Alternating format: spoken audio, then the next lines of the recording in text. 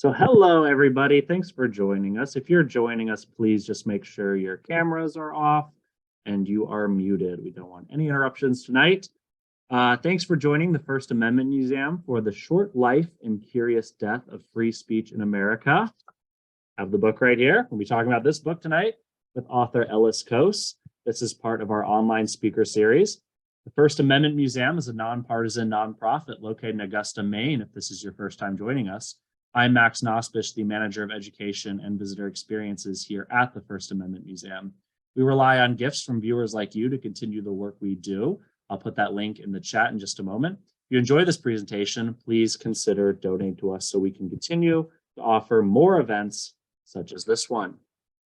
Tonight, we're joined by author Ellis Cose, the author of more than a dozen books on issues of national and international concern. Chicago native, Cose holds a master's degree in science, technology, and public policy from George Washington University. For 17 years, Cose was a columnist and contributing editor for Newsweek magazine. He's a former chairman of the editorial board and editorial page editor of the New York Daily News. Cose was the inaugural writer-in-residence for the ACLU. He also served as moderator of a series of dialogues between the NYPD brass and various communities in New York City, and as senior advisor to the Pinkerton Foundation. Cose is also an independent radio producer and a popular lecturer and public speaker. He very graciously agreed to joining us this evening, and I want to thank him personally for making it very easy to coordinate with him. So thank you, Ellis. And with that, the floor is yours. Thank you, Max. I'm delighted to be here. Maybe I'll start by just setting a little bit of context as to why I decided to write this book and where it came from.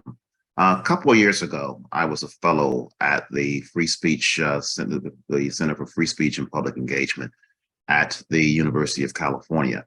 And my task there in large measure was to develop a lecture looking at the state of free speech in America.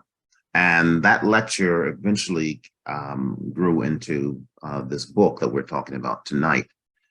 And there were several things that fascinated me at the time.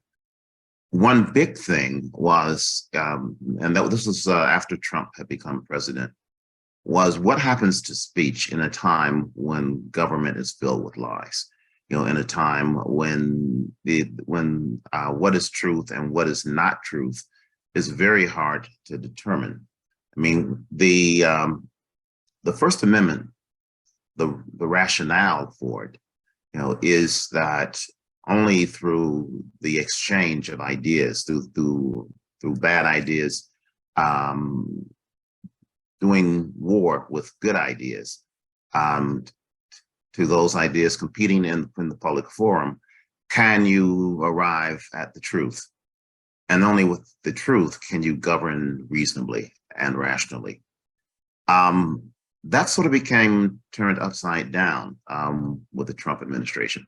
And so that and several other things made me just think a lot about, one, the understanding we as Americans have of the First Amendment, and two, the relevancy of that amendment to life as it is now. And let me tell you what I mean by that. The First Amendment, as you know, was part of the Bill of Rights, which was ratified, in 1791. That was a very different time than we're living in now. It was a time, of course, when women can vote. It was a time when we had slavery in this country. It was a time when speech was not, the right to free speech was sort of a novel concept. I mean, interestingly, it only took a few years after the First Amendment for the whole idea of free speech to go out the window, in the sense that the sedition acts that were passed in the 1790s during the conflict with France basically allowed the government and judges to lock up Republicans who criticized Federalists. So if you said anything about John Adams in particular, but about Federalists in general, you could find yourself in jail, despite the fact that there was supposedly a First Amendment. The First Amendment had no bearing and no weight on that at all. And that did not change until Thomas Jefferson came into the presidency and sort of ended that practice of arresting people who would criticize the government. But the other thing another thing that I think that most people don't really recognize about the First Amendment is that it's evolved over time in lots of ways. George Washington said, supposedly, after the Constitutional Convention, that he only expected the Constitution to last. He expected the Constitution to last no more than 20 years. Of course, it's lasted, close to 240 years at this point. And I think it's showing its age, and we'll get to that in a moment. But it's also evolved over all that time. The only reason it has survived as a governing document is that it has evolved, and nothing has evolved more than the First Amendment, than how we regard free speech. Now, one thing that we tend to assume is that it's free speech just means we've always had the right to speak our minds. We've always had the right to challenge government. No, we really haven't. For the entire time of slavery, the First Amendment did not apply to states. Many Southern states criminalized advocating for abolition, criminalized speaking against enslavement. So if you were the publisher of a newspaper that took that perspective, or you were an activist who wanted to hang posters objecting to slavery, you very likely would risk either getting thrown into jail or getting literally beaten and driven out of town. And the First Amendment did not begin to apply to states until the 1920s. It was a sedition case, and at that time, it was Gitlow versus New York is the case, and it was about a couple of young men who had advocated opposing U.S. policy. Let's put it that way, and the Supreme Court upheld the New York law, even though Brandeis and Holmes, the esteemed justices, objected. But it was that case that incorporated the First Amendment to apply to the states. Incorporated was the legal term that it was used, because before that, it didn't apply to the states. And even when you're talking about the nation, I mean, it generally did not apply in times of war for all intents and purposes. After World War II, there were all kinds of arrests for violations of the violations of the First Amendment. I mean, basically, these were considered acts of sedition, and one of those acts, included the producer of a film called Spirit of 1976, which criticized England. Well, England was an ally for us in World War I.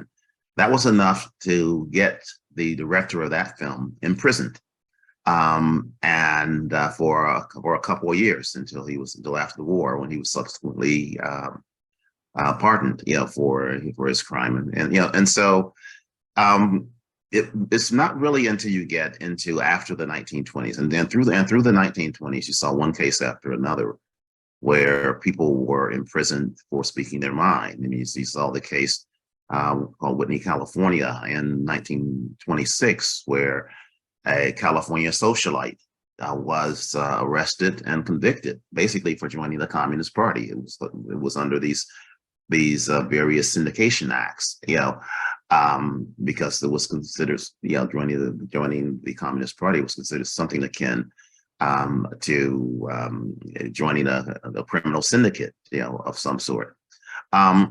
And even as we have accepted the idea that we actually have a right to free speech, the standard by which we judge that right and how we think about that right has continued to change and continued to evolve.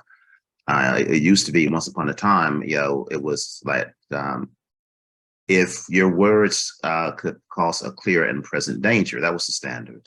That standard was essentially abandoned. And now we're in a more fluid state where they're looking at things with um, a more open mind, I'll put it that way, as to the ability to speak. But we're also in an interesting time for another reason, having nothing to do with the evolution of the First Amendment. We're at a time when there is a culture war, as it's called, going on in this country. And part of that culture war is that there are lots of people in certain states who want to deeply control what is said and how it is said.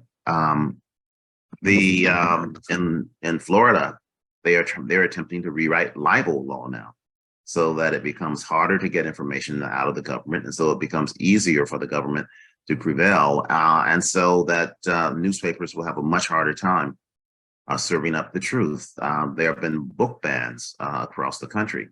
I think it was the PEN, the writer, the PEN America, the organization for writers, which looked at how many books were being banned and how many districts they were being banned in.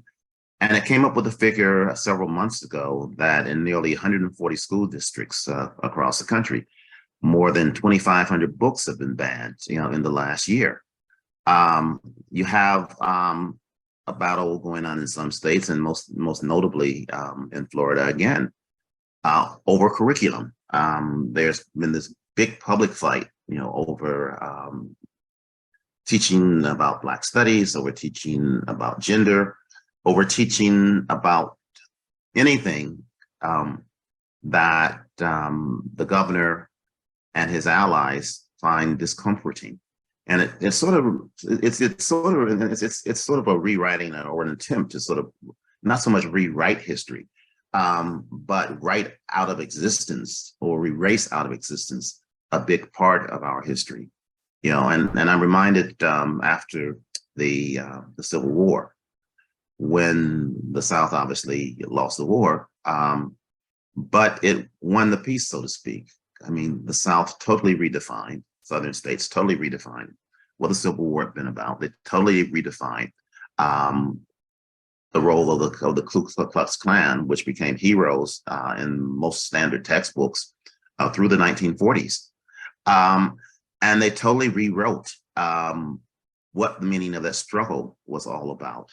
And in fact, one of the reasons we a couple of months ago celebrated Black History Month, one of the reasons that we did that was because historian Carter Woodson decided in 1926 that it was time to sort of tell the truth about the history of America. And he thought that starting with Black history it was then called Negro History Month, Negro History Week, but starting with a Negro History Week was the way to begin to spread that truth. So I think we're in an interesting time. I think that we are in a time when perhaps no less than in the early part of the 20th century, when we essentially abandoned the First Amendment because of World War I, we are in danger of walking away from a lot of the protections of the First Amendment. But I think it gets even more complicated. I think it gets more complicated because we have forms of media today that didn't exist back then. We have not exactly state-controlled propaganda media, but we have propaganda media, and you see the big libel suit now going on with Fox News, and the voting machine company, which is a reflection of that. But more importantly, we also have social media, which has totally changed how many people, particularly many young people, receive information, and which is also it's sort of the perfect medium to spread rumors, to spread panic, and to spread hate. And we've seen many examples of young people propelled by things in that medium to go on to commit pretty grievous acts. So I think, we're at a very interesting time in terms of speech in this country. We're at a very interesting time in terms of how we define history, which has a lot to do with speech. We're at a very interesting time in who gets to speak. We had, of course, we've had an evolution through this country and in this country over the years, culminating perhaps with the Citizens United decision in 2010, when the Supreme Court essentially ruled that corporations had as much of a right to speech as ordinary Americans, even if the corporations weren't Americans, and which greenlighted the spending of billions of dollars in political campaigns, which is going to have a huge impact into the future. So I just wanted to put some ideas out there and then just open it up for discussion, because I do think, as I said, that we are in a very interesting and kind of unique time. And I think we're going to be in this moment for a while. I think that we have no clue, and I certainly don't have a clue either, as to how to deal with the challenge of social media. But it's become perhaps the most important form of media that we have now. And I think we're going to be in the process of sorting out in the next decade into whether the regular rules apply or not. We have a country that's in turmoil, in part because you have two, at the very least, very different perspectives on where this country should be going. And I don't think that's going to change anytime soon. You also have a government that's under suspicion because the United States, and I can expand on this more if someone is interested, but the United States has become a country ruled in large part by a minority government, a party that controls the Senate, and that controls appointments to the Supreme Court, which does not represent most Americans. And part of that is structural to the Constitution itself, part of how that has come about. But that, if you want to call it, and I will call it, entitled minority, is certainly not going to give up its position without a fight. So we're not only struggling with what speech means, in this age, or with what democracy means. I mean, if democracy really does mean one person, one vote, and all people are treated equal, and all folks are equal before the law, we're a long way from that right now. And the question is, do we have a way to get to that? So, Max, with that, I think I'll turn it back over to you.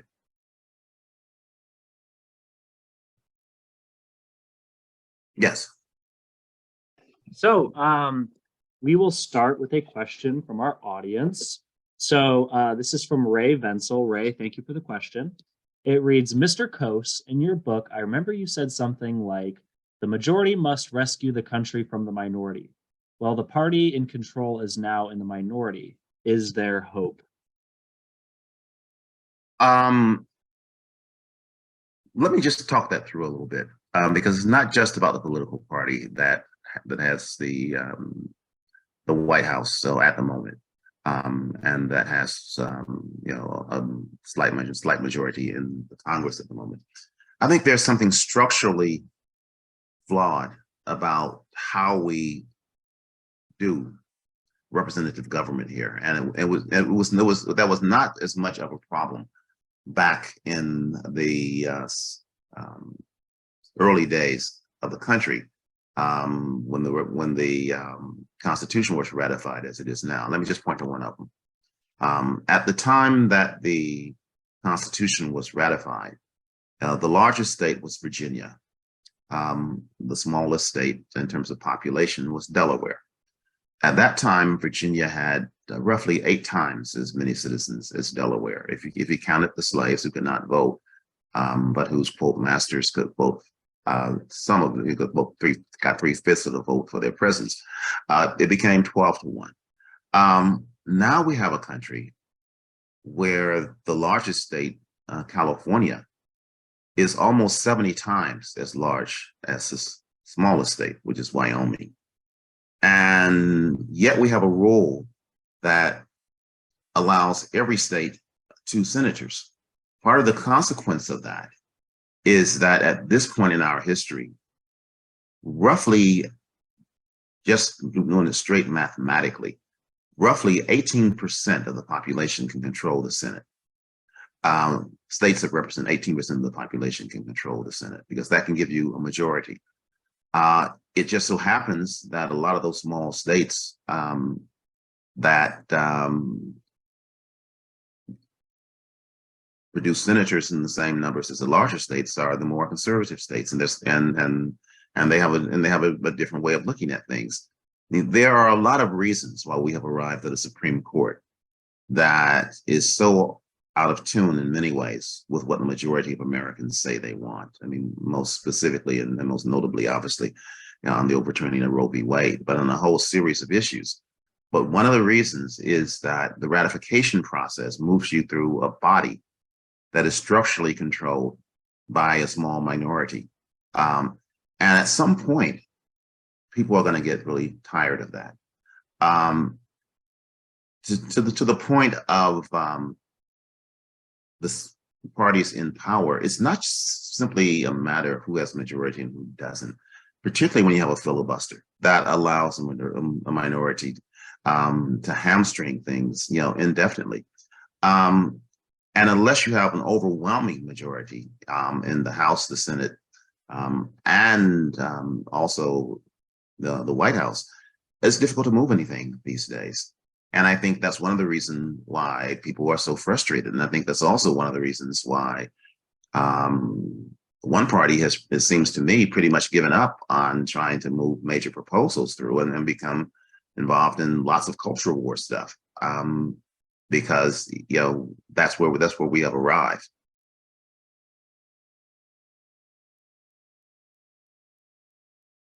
Tiny segment sort of from your book, maybe sort of summarize it and get your thoughts on it, and at least talk a little bit about it. So the term post-truth, noted the New York Times had vanquished a politically charged field that included adulting, alt-right, Brexiteer, Glasscliff, and woke. And this is in reference to how in common usage this term post-truth or truthiness has become in the past couple of years. And especially people use it in reference to a post-truth era. So are we in a post-truth era? What is the veracity of that claim? And if we are in a post-truth era, how do we get back to a truth era, I guess? Yes and no. I mean, I don't think we're in a post-truth era. Truth still exists. It's just harder to find. And it's harder to convince people that things that are completely made up are completely made up. I think with the John Kerry race, we hit a milestone of sorts. Because he got, I guess the word was, not, what was it, skiff voted? No, swift voted. Yeah, he got swift voted. And basically his opponents took someone who was, if you want to look at him objectively, pretty much a war hero, and made him into a coward and almost a traitor by using lies and untruths. By many estimations, that represented a turning point in terms of that election, because it became very clear that truth is not the most important thing when you're trying to sell a candidate. That if you can say something long enough, loud enough, and with enough gusto, it can be totally baseless, and it works. And I think that Donald Trump paid a lot of attention to that. And part of the lesson that he learned when it came to his own attempt at re-election was that if he started declaring early on that the election was stolen, that there was voting fraud all over the place, despite there being very little evidence of that, people would believe him, and people would act on those beliefs. And that's part of why we have these investigations going on now, and part of why we have this huge debate about what will happen if he comes back into the race. But I think some other things have also happened. I mean, the role of the media has changed. And back before the age of social media, let's say 25, 30 years ago, it was pretty clear to most journalists, including most political journalists, what their job was. Their job was, was to certainly follow the horse race and to do things like that. But it was basically to make sure that what they were reporting was accurate. I worked for many years for Newsweek. We had a fact-checking department. Nothing got into that magazine, that had not been checked by the fact-checking department. And they could be very meticulous. Many major publications had the same thing. Over the last 20 years, print in particular has been devastated because of competition with online sources. A lot of that fact checking has gone by the wayside. But in addition to that, a lot of people have just stopped relying on what's now called the standard media, for information.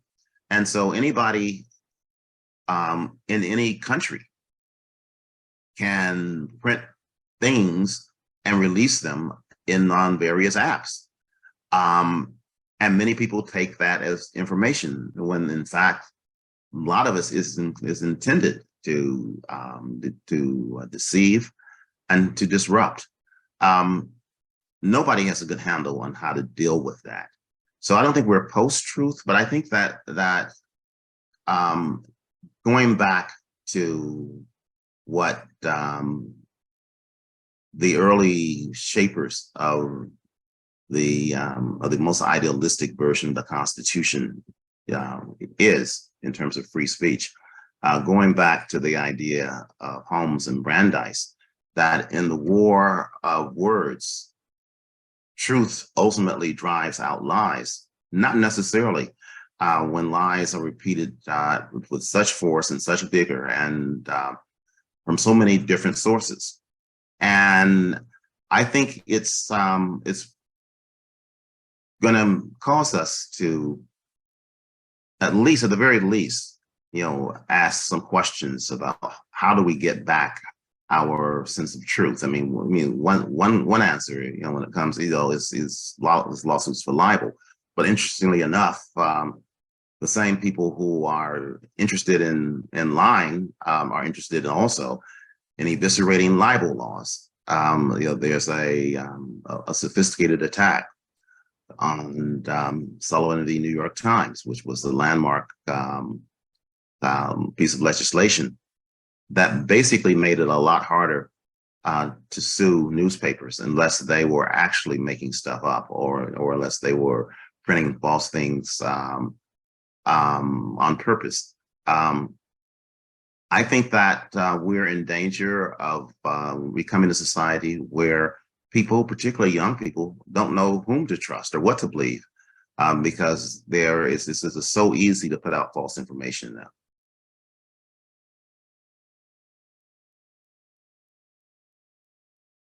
Interesting how it seems like in the past couple of years we've seen a true weaponization of loaded words, things like woke, things like truthiness or fake news, or let me just, again, what was the list I just read? I'm sure you can think of more examples. Alt-right. So where do these, what are the power of these words and how do these? Well, those slogans are basically designed to shut down any conversation. I mean, you don't have to explain why something is bad if you define something as bad and then accuse somebody else of being that thing.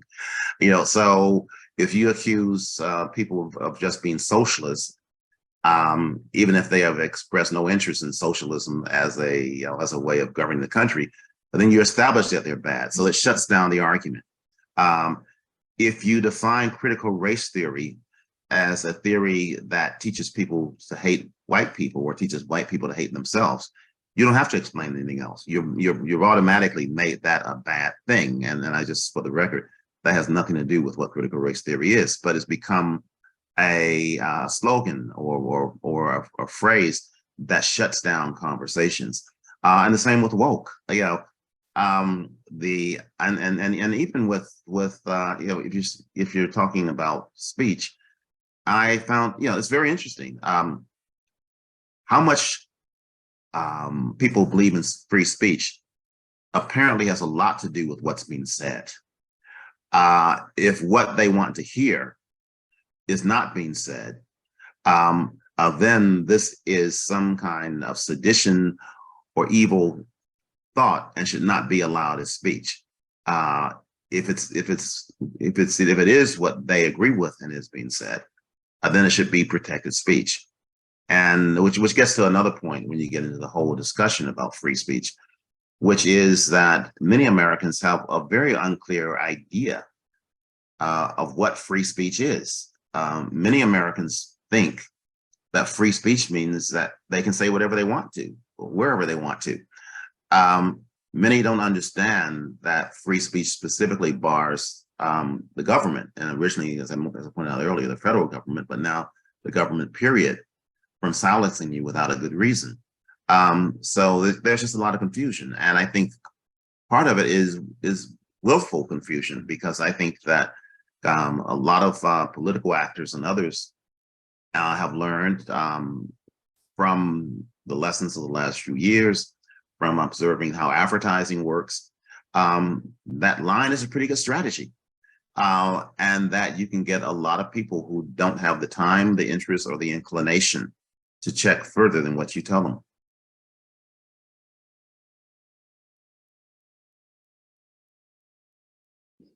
It seems that education could help. Teaching critical thinking skills could overcome post-truths. Isn't that the only way that the marketplace of ideas can work? And to echo sort of Ray's point here, through my work at the First Met Museum, I often hear people prescribe critical thinking skills or teaching critical thinking skills as a solution to a lot of these problems. Could you give some thoughts on that? Oh, I emphatically agree with that. I mean, I was speaking at a college just yesterday, actually. And one of the things that I shared with the students was my conversation with a prosecutor. And I asked him what he had learned during a distinguished year prosecuting different types of suspects and whatnot. And he said, Ellis, you know what I've learned? I've learned that everybody lies. You don't believe anything without checking it out. I think that's a good rule. I think it's a good rule for life. It's a good rule for people who are involved in dialogue. We are so accustomed, if someone, especially someone we like, says something, that just accepting it on face value, that most of us don't check any further than that. And part of critical thinking is being critical of any information. Part of critical thinking is examining ideas, examining so-called facts, and seeing whether they add up, whether they make sense. And I think, unfortunately, we have a large part of the political establishment that wants to go in exactly the opposite direction right now. I mean, it's hard to make an argument that if DeSantis has his way in Florida, that's going to enhance critical thinking. It's going to just shut down discussion about whole areas of society and about big parts of our history. And one of the big objections I have to clamping down on the teaching of history is that if you don't understand something about the history of the world and something about the history of this country, you have no way of understanding how we got to where we are now.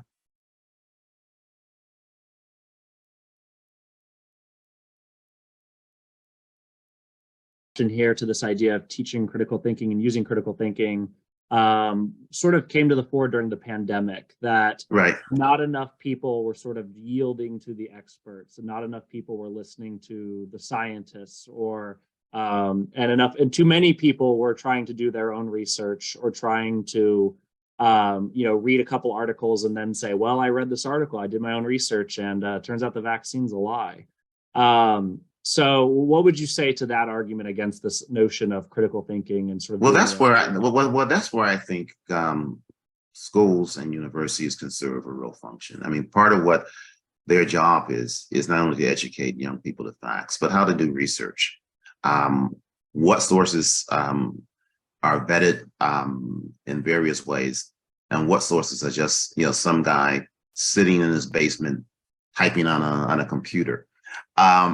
And part of the problem is that even this generation, there's some research done at Stanford University, and it showed that when erroneous information is distributed, there was one story they used as an example of people voting illegally. And it turns out that and it was put out by some kind of outfit that was trying to spread the idea there was so much illegal voting doing it, and you have pictures of people staffing ballots into boxes and whatnot. The designers of the study pointed out it was easy. It's very easy to figure out if you just did a simple web search that these photographs were actually taken in Russia. Had nothing to do with what was happening in the United States. And yet, many college students did not take that step. They just saw the pictures and they saw the commentary and said, okay, they're doing this in this country. And it wasn't in this country, it was somewhere else. I think that teachers in this culture have a task ahead of them in terms of teaching critical thinking, because it's so easy to fall into the trap of just repeating what's in front of you. And particularly if your source of information is some guy giving you 20 seconds on TikTok.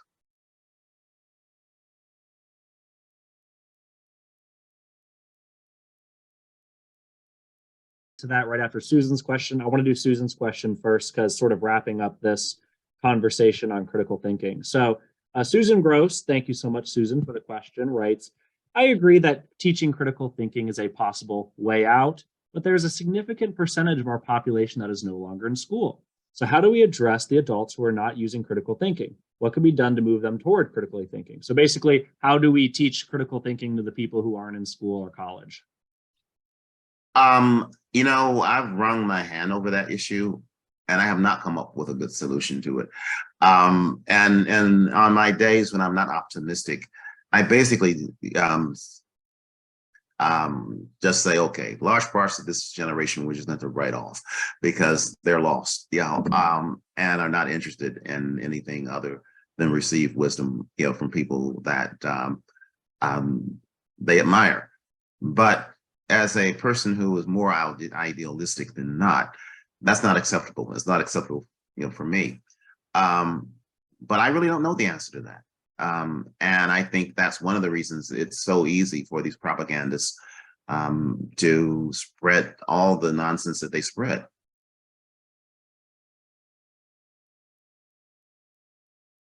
This book is about the short life and curious death of free speech. So is there anything that does give you hope or does make you somewhat optimistic? Yeah, I mean, I'm doing a lot of speaking at college campuses now. And one thing that is interesting is that I think the interest and involvement of young people is growing a little bit. I mean, the last two midterms saw more participation from young people in the elections than we had seen in the previous few elections. I think that also there is just a more openness to different ways of thinking and broader ideas. There's also a lot of closed-mindedness on college campuses, and I think that needs to be addressed in various ways. But I think there's a genuine appetite among many young people to see the world the way that it is, and to try to be agents of positive change, and that certainly gives me hope. But I also think that we're going to go through a difficult period of time, a difficult 10 or 15 years, where you have a large part of the population trying to hold on to the dream of a country that never was, and resisting any kind of adaptation to evolve into something different.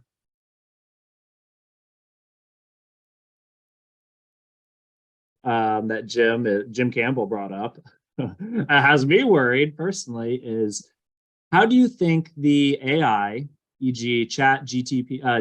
ChatGPT, image and video generators, etc., might affect free speech? This is a great question and one that I think about as well. I'm not an expert in that area, so I can't give you a lengthy dissertation on that. But I think they will certainly affect how people communicate. I think people are, learning to use those kinds of devices as opposed to forming their own thoughts and their own reasons for things. I think they could be healthy, they could be not healthy, depending upon what use they're put to at the end of the day.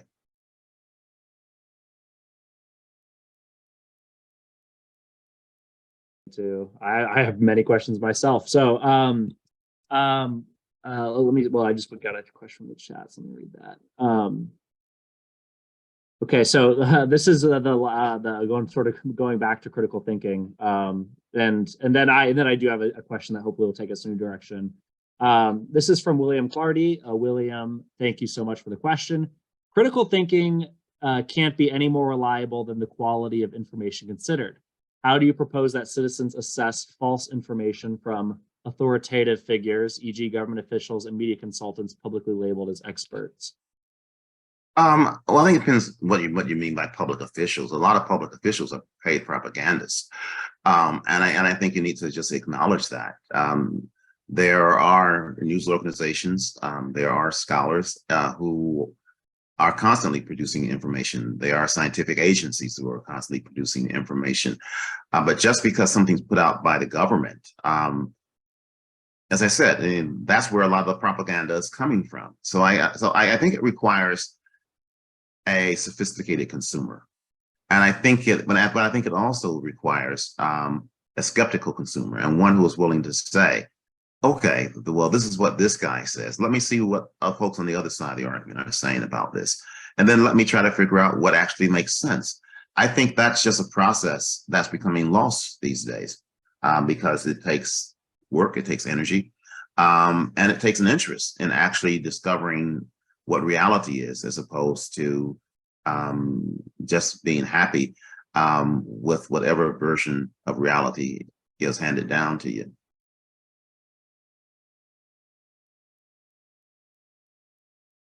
I will say no more questions about critical thinking. We will move on. Can you suggest a way to regulate content on the internet, especially one that is consistent with the First Amendment?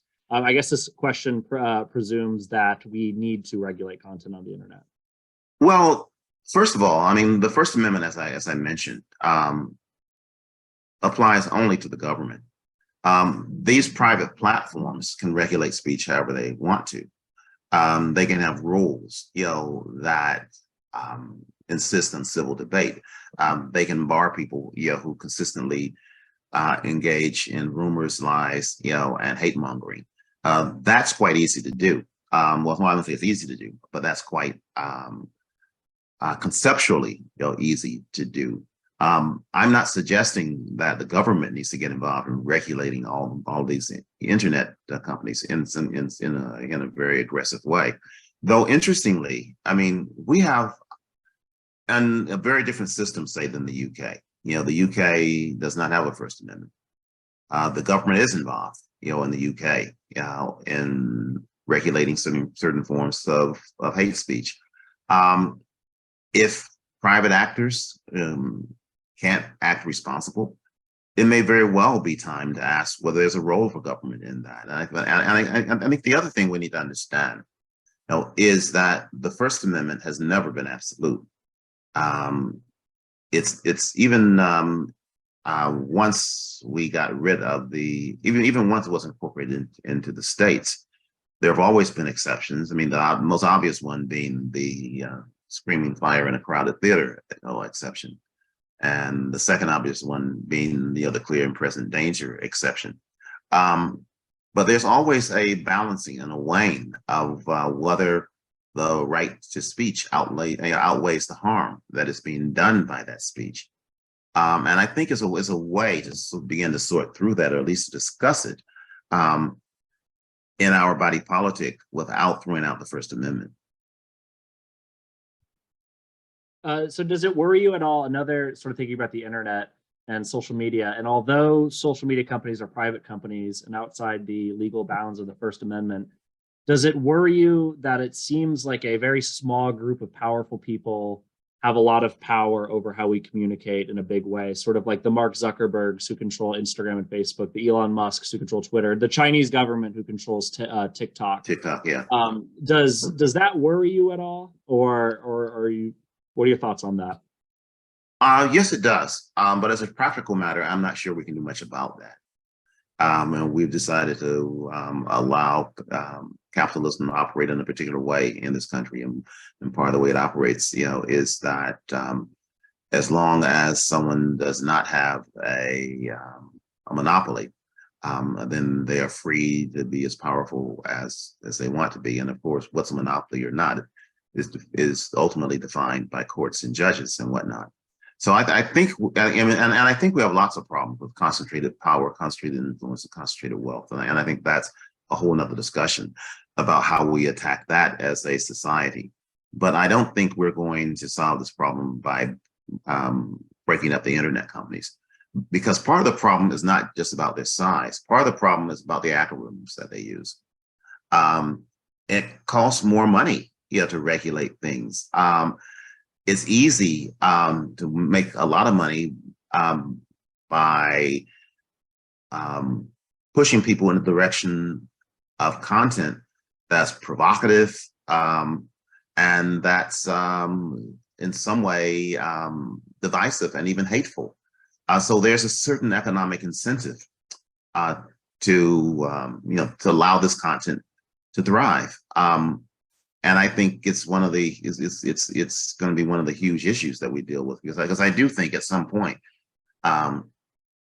if people will get it into their heads, in a significant way, that social media is a cause of social destruction in this country, they're going to be calls for regulation, and I think that's going to be difficult to resist some kind of regulation.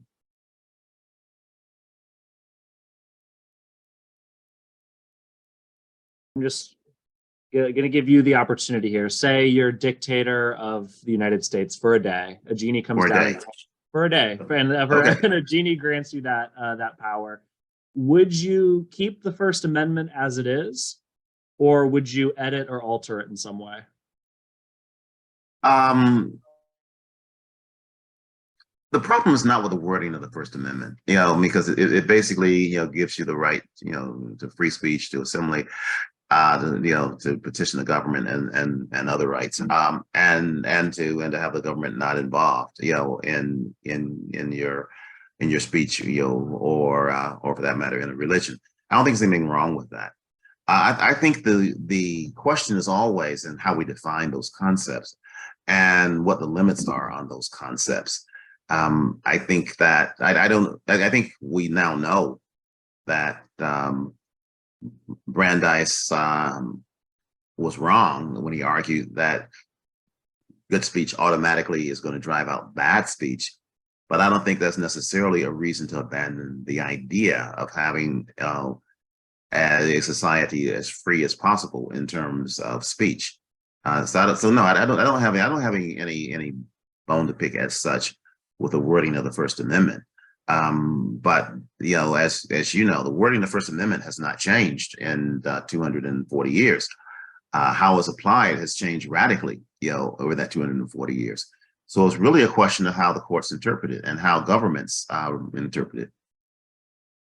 So is the marketplace of ideas, in your opinion, a sort of fundamentally flawed concept? Yeah. It has merit, and of course you have to get ideas out there in order for them to circulate and gather any kind of force. But the most popular things have little to do with quality of ideas, and I think that's what we're finding out. The most popular things on TikTok or even on YouTube are usually silly things, or just provocative things or insulting things, and that's a poor marketplace for ideas. It's a marketplace for stimulation of a certain sort. If you're bored and want to see the equivalent of car crashes, but also, I mean, the thing with social media is that it tends to communicate in abbreviation, so to speak. I mean, it's not a way of communicating in complex sentences and complex trains of thought. It's something else. And what would be nice, I don't expect that to happen, would be if people actually started reading books more and started reading more serious news organizations, right? The production of serious organizations more. But I think absent that, those organizations are going to need to figure out a way to present news in a way that is appealing to the market as it's evolving now.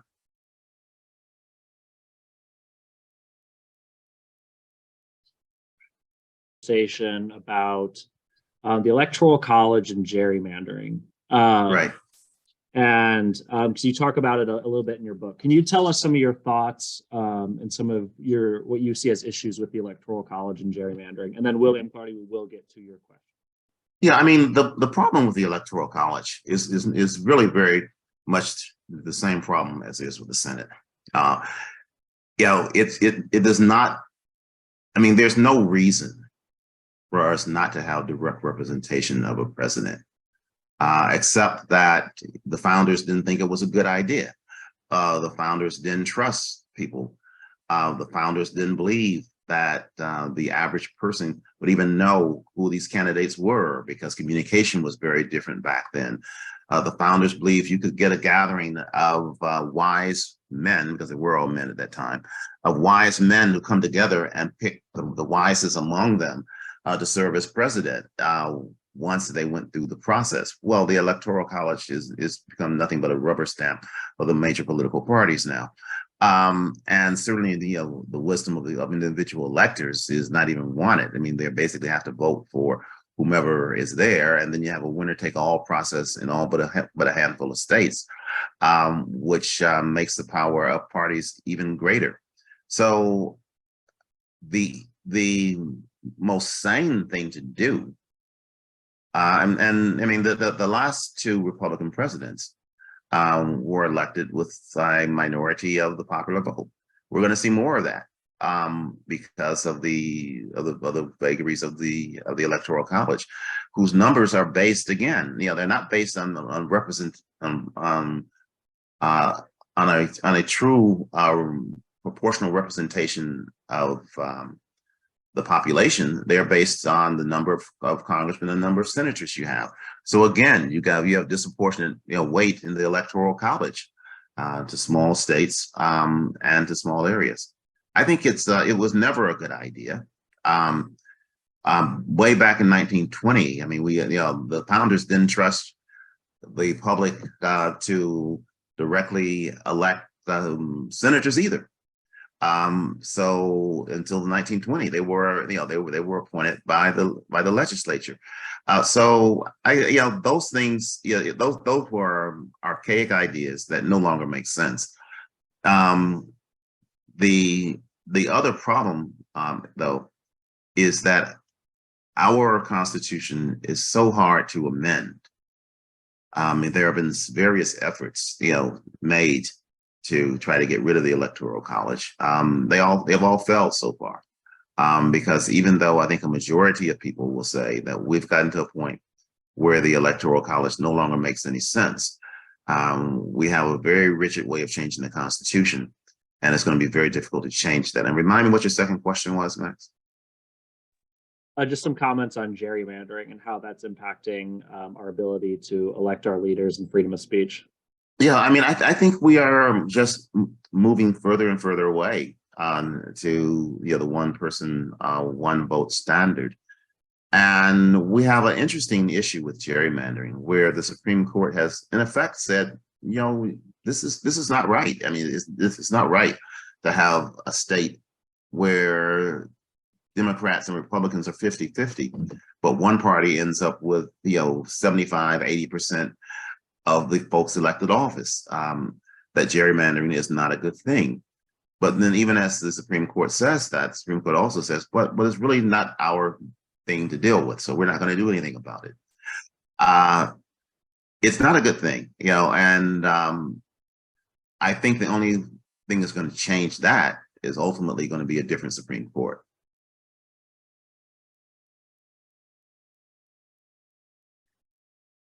We're gonna. I don't know if the second one's more a question or a comment, but we'll get to it. I have a question from William Clardy. Do you see the traditional concept of checks and balances as a potential safety check on popular whims? I believe that there need to be checks and balances. I think that our system of checks and balances is extremely flawed. The investigative agencies that were responsible for a lot of the executive departments, certainly under the Trump administration, simply did not do their job. The legislative branch, which is supposed to be a check on the executive branch, tends to go pretty much willy-nilly with whatever the party tells them to go with. So it's not really a check. So yes, I think the idea of checks and balances and the courts, of course, are very much controlled by politics at this point. So yes, I think the idea of checks and balances is great. I think we've gotten away from that as we've sort of moved into a different kind of democracy. So comment from Susan. And I don't know if it's a question, but I'll read it and you can respond to it. There Sure. seems to be some thought that the majority of the MAGA types are less strongly educated and seem to have a chip on their shoulders. So I don't think it's thought. I mean, that's borne out by statistics. The educational level of the MAGA types, is lower. They are appealing, to a certain type of voter. Now, whether that's why they have the views that they have, I can't say that. But if you are a politician whose bread and butter are obvious lies, and who is essentially selling turmoil and fear, you probably have a better chance of selling that to an uneducated audience than to an educated audience. And I think that's part of what we're seeing.